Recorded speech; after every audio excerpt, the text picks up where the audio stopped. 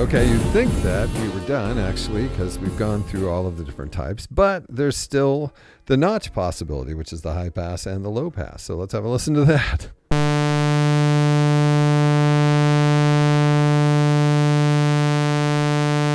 Notch is kind of, it tends to be more subtle. Here's with the resonance a quarter of the way up.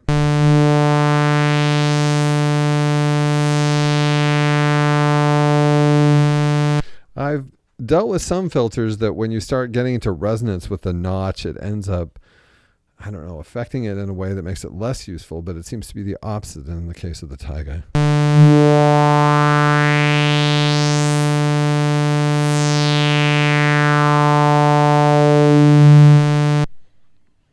3/4 of the way up.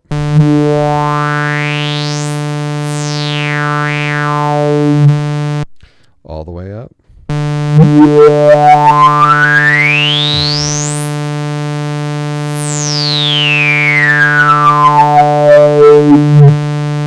Wow.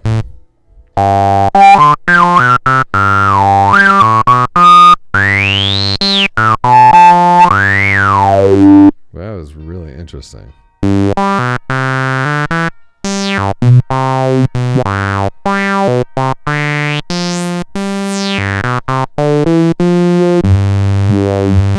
Really, really cool sounding to me.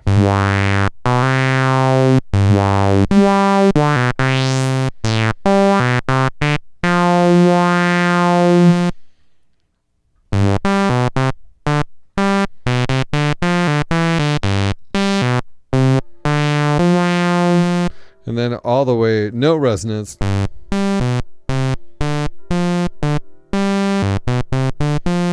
It's very subtle, almost barely there at all.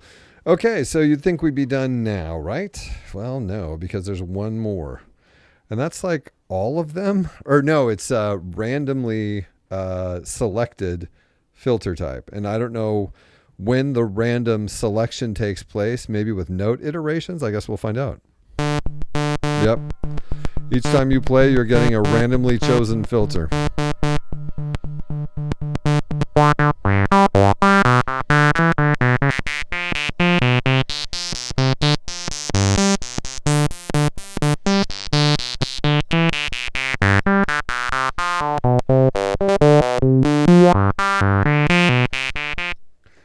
Which makes it really, really interesting because, yeah, where your frequency cutoff is set at any given point is going to make a difference in regard to what the randomly selected filter is doing and where you're going to be at in regard to frequency range. That's really cool.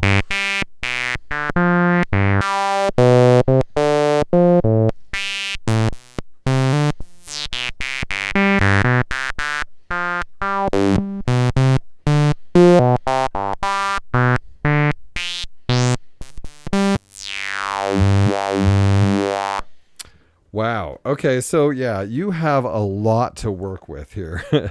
And of course, we're still not done because we do have ways to modulate the filter. We have two different frequency, cutoff frequency inputs found here and here.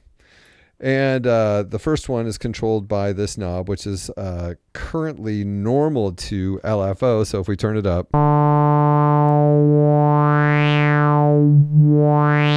we're getting the LFO response. Actually, let's listen to the randomly selected thing with that happening.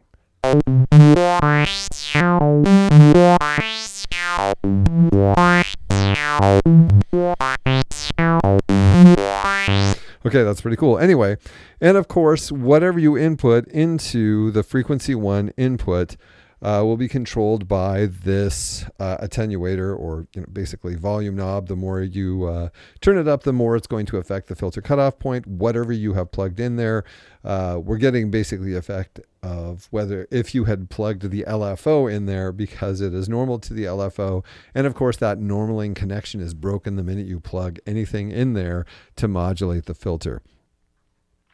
And we don't have to stop there because we also have this frequency input 2, which allows you access to this attenuverter, which is a positive and negative knob that allows you to go into the negative. So, for example, if you're using a envelope, you can have a reverse envelope effect on the filter, which we're about to figure out. Okay, here we go. So I'm going to turn this up. It is currently normaled to ADSR 1. So as we turn this up, we will hear ADSR 1 affecting the filter cutoff point. I'm just going to put this on low pass.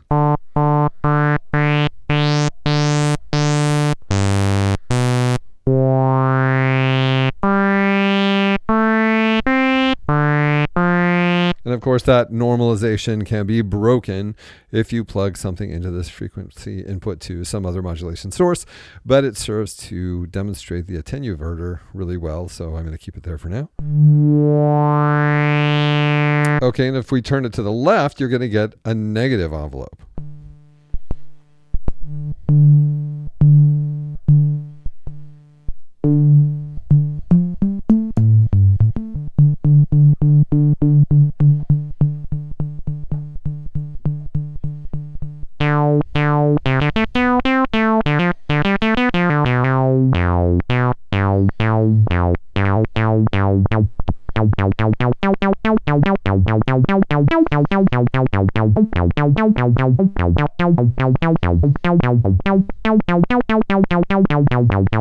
And of course, you could use them both in tandem. So both the inputs can be used in tandem, of course. And right now, we're basically using the LFO and the envelope 1 to affect the filter cutoff point. You'd get something like this.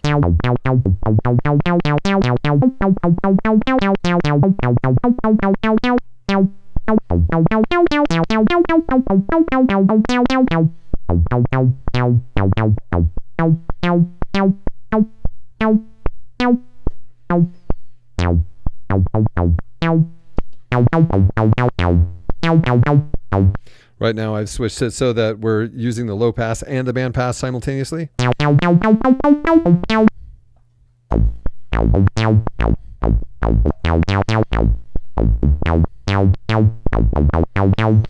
Let's just go through these and hear them all. Here's just the band pass.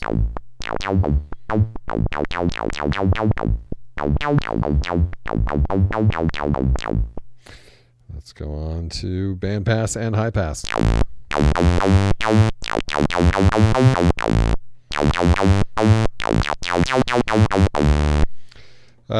High pass.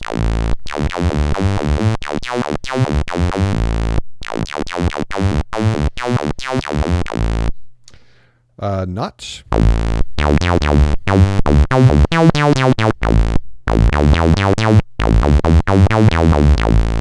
These are some great filter sounds. And now the fun one, which is randomly selected.